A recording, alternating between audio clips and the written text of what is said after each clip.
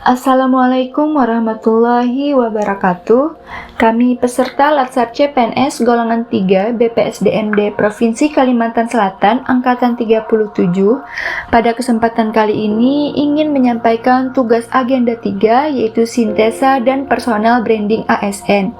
Tugas ini disusun oleh kelompok 3A yang terdiri dari saya sendiri Devi Wulandari SAB, Ahmad Nasar SH, Rizkiana Rahmaningrum STR Kep, Febi Zuriani Fitria SKM, dan Lista Listiana SPD. Yang pertama adalah kedudukan ASN. Pegawai ASN adalah pegawai negeri sipil dan pegawai pemerintah dengan perjanjian kerja yang diangkat oleh pejabat pembina kepegawaian serta diserahi tugas dalam suatu jabatan pemerintahan atau diserahi tugas negara lainnya dan digaji berdasarkan peraturan perundang-undangan. Untuk menghasilkan pegawai ASN yang profesional, memiliki nilai dasar, etika profesi, bebas dari interval politik, bersih dari praktik korupsi, kolusi, dan nepotisme, pengelolaan ASN diatur dalam manajemen ASN. ASN terbagi menjadi dua, yaitu PNS dan P3K. PNS merupakan warga negara Indonesia yang memenuhi syarat tertentu, diangkat sebagai pegawai ASN secara tetap oleh pejabat pembina kepegawaian untuk menduduki jabatan pemerintahan dan memiliki nomor induk pegawai secara nasional. Sedangkan P3K adalah warga negara Indonesia yang memenuhi syarat tertentu yang diangkat berdasarkan perjanjian kerja untuk jangka waktu tertentu dalam rangka melaksanakan tugas pemerintahan sesuai dengan kebutuhan instansi pemerintah dan ketentuan perundang-undangan. Selanjutnya adalah fungsi ASN. Seperti yang kita ketahui, ASN memiliki 3 fungsi. Yang pertama adalah ASN sebagai pelaksana kebijakan publik. Sebagai ASN, kita harus memiliki nilai kepublikan yang memiliki orientasi pada kepentingan publik, menempatkan kepentingan publik, bangsa dan negara di atas kepentingan lainnya, serta kepentingan nasional di atas kepentingan sektoral atau golongan. Yang kedua adalah ASN sebagai pelayan publik.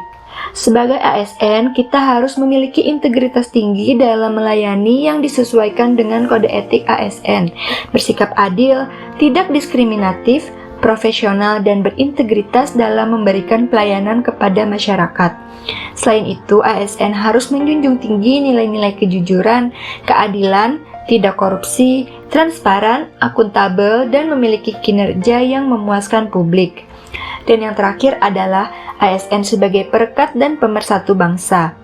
Sebagai ASN, kita harus memiliki rasa nasionalisme yang kuat, memiliki kesadaran yang tinggi untuk menjaga kedaulatan negara dan pemersatu bangsa, serta mengupayakan situasi yang damai di seluruh Indonesia dan terus menjaga keutuhan negara kesatuan Republik Indonesia.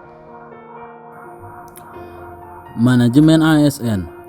Manajemen ASN merupakan dasar pengelolaan ASN dalam rangka menghasilkan ASN yang profesional, memiliki nilai dasar, etika profesi, bebas dari intervensi politik, bersih dari praktik korupsi, kolusi, dan nepotisme. Dengan menekankan penataan profesi ASN, sehingga diharapkan tersedia sumber daya ASN yang unggul selaras dengan perkembangan zaman. Sistem merit. Sistem merit adalah konsepsi kebijakan dalam manajemen ASN yang menggambarkan diterapkannya objektivitas dalam keseluruhan proses pengelolaan ASN, yakni pada pertimbangan kemampuan dan prestasi individu untuk melaksanakan pekerjaannya berdasarkan kompetensi, kualifikasi, dan kinerja, dengan mengabaikan segala perbedaan latar belakang politik, ras, warna kulit, agama, asal-usul, jenis kelamin, status pernikahan, umur, kondisi kecacatan, dan lain-lain. WOG, Whole of Government, sebuah pendekatan penyelenggaraan pemerintah yang menyatukan upaya-upaya kolaboratif pemerintahan dari keseluruhan sektor dalam ruang lingkup koordinasi yang lebih luas guna mencapai tujuan-tujuan pembangunan kebijakan, manajemen program, dan pelayanan publik. Mengapa WOG itu penting? Ada beberapa faktor yang menyebabkan WOG itu penting. Faktor-faktor tersebut yaitu Satu, adanya faktor-faktor eksternal seperti dorongan publik dalam mewujudkan integrasi kebijakan, program pembangunan dan pelayanan agar tercipta penyelenggaraan pemerintahan yang lebih baik. Yang kedua, terkait faktor-faktor internal dengan adanya fenomena ketimpangan kapasitas sektoral sebagai akibat dari adanya nuansa kompetisi antar sektor dalam pembangunan. Yang ketiga, khususnya dalam konteks Indonesia, keberagaman latar belakang nilai, budaya, adat istiadat, serta bentuk latar belakang lainnya mendorong adanya potensi disintegrasi bangsa. Bagaimana cara kita mempraktekkan WOG? Ada beberapa hal yang dapat kita lakukan untuk mempraktekkan WOG, yaitu yang pertama, penguatan koordinasi antar lembaga. Hal ini dapat dilakukan jika jumlah lembaga-lembaga yang dikoordinasikan masih terjangkau. Yang kedua, membentuk lembaga koordinasi khusus. Pembentukan lembaga terpisah dan permanen yang bertugas dalam mengkoordinasikan sektor atau kementerian.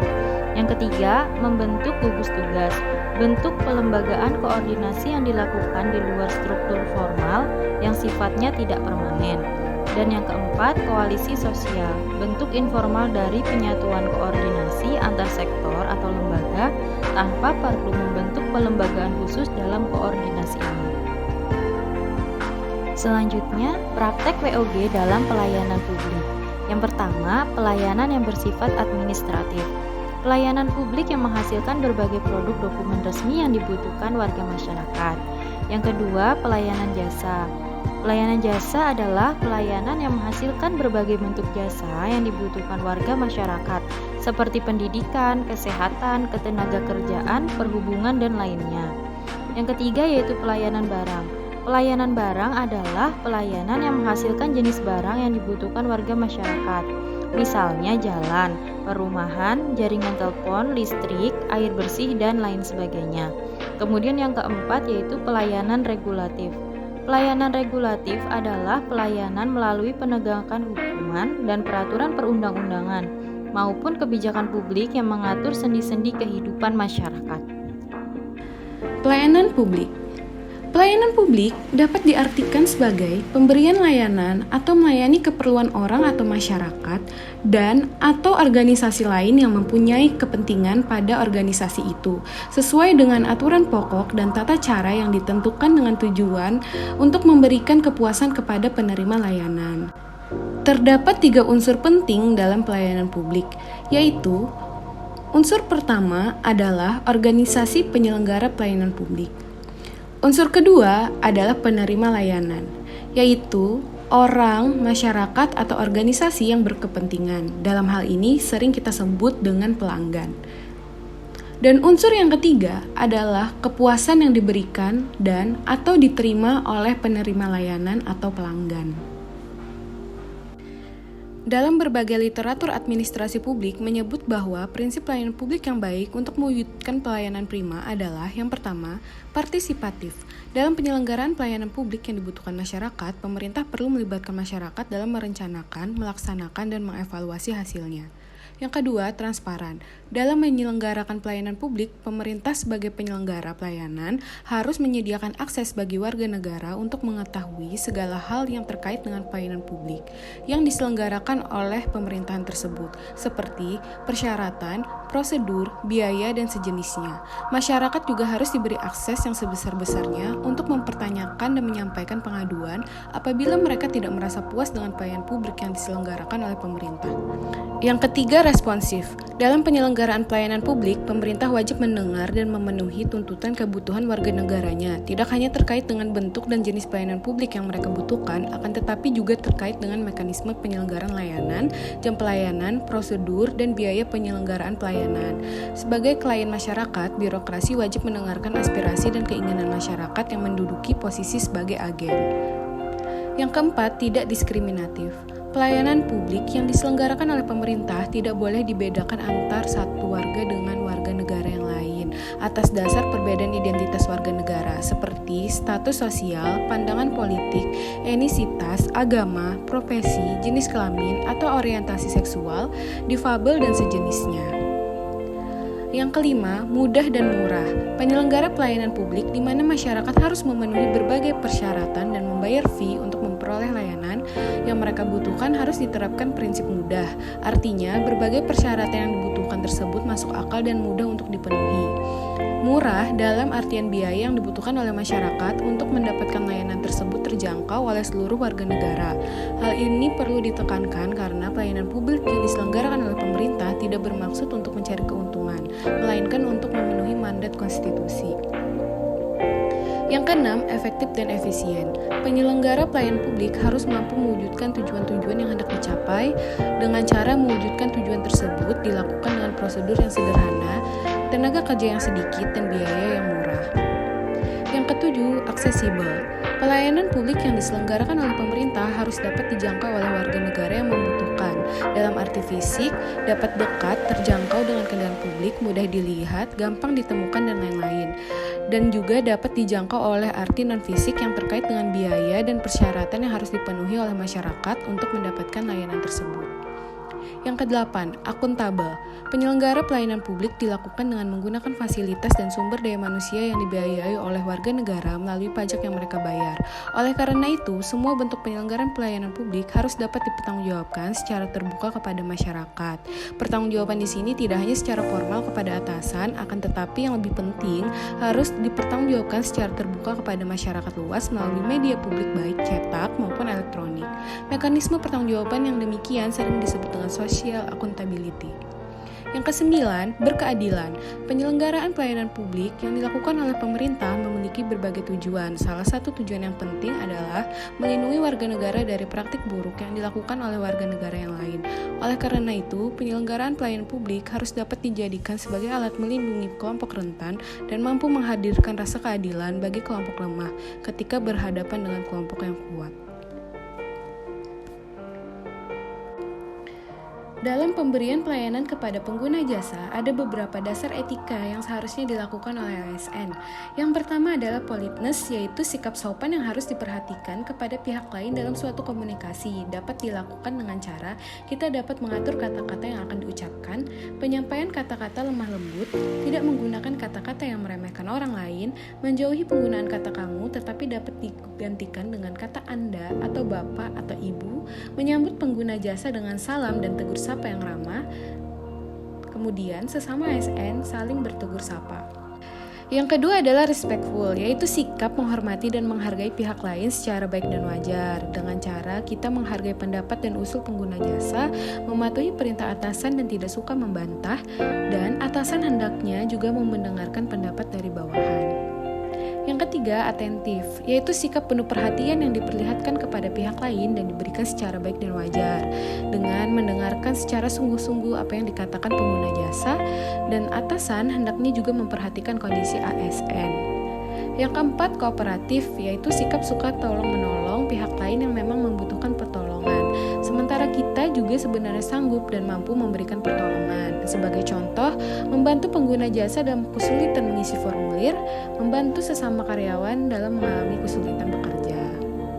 Yang kelima, tolerance, yaitu sikap tenggang rasa terhadap orang lain agar dapat diterima dan disukai di mana saja kita berada. Yang keenam, informality, yaitu sikap ramah yang kita perlihatkan kepada pihak lain, bukan sikap formal atau resmi, melainkan familiar, akrab, dan bersahabat. Yang ketujuh, self-control, adalah sikap menguasai diri dan mengendalikan emosi dalam setiap situasi. Kita selalu berusaha tidak menyinggung perasaan atau mengganggu pikiran orang lain. Dengan kata lain, kita harus memiliki kesabaran dalam menghadapi para pelanggan, terutama bersikap sabar terhadap pengguna jasa yang mungkin merepotkan, agar dia tidak kecewa, gusar, atau membuat orang lain marah. Sebaliknya, kita sama sekali tidak terpancing oleh sikap emosional pihak yang kita hadapi. Personal branding adalah proses pembentukan persepsi kepada masyarakat atau publik terhadap aspek yang dimiliki seseorang. Aspek ini meliputi kepribadian, kemampuan, nilai, serta persepsi positif yang ditimbulkan atau yang ada di dalam individu tersebut. Seorang ASN harus memiliki personal branding guna menciptakan citra baik di masyarakat. Adapun personal branding yang dapat dimunculkan oleh seorang ASN yang pertama, mengetahui tugas dan fungsi ASN dalam organisasi. Ini sangat penting untuk seorang ASN dapat menjalankan tugasnya dengan profesional dan baik. Yang kedua, yaitu memberikan pelayanan kepada masyarakat dengan mengedepankan kode etik, agar pelayanan yang diberikan bisa menjadi maksimal dan dapat memuaskan pelanggan. Yang ketiga, mampu mengembangkan diri dengan cara meningkatkan kompetensi atau meningkatkan kualifikasi dan meningkatkan kinerja. Yang terakhir, yaitu mampu melakukan koordinasi, kolaborasi, dan integrasi dengan lembaga lain guna mencapai tujuan dalam kinerja. Berikut adalah penyampaian materi dari kami kelompok 3. Semoga dapat bermanfaat bagi kita semua sebagai seorang ASN untuk menampilkan personal branding. Jangan lupa like dan subscribe video ini. Terima kasih. Wassalamualaikum warahmatullahi wabarakatuh.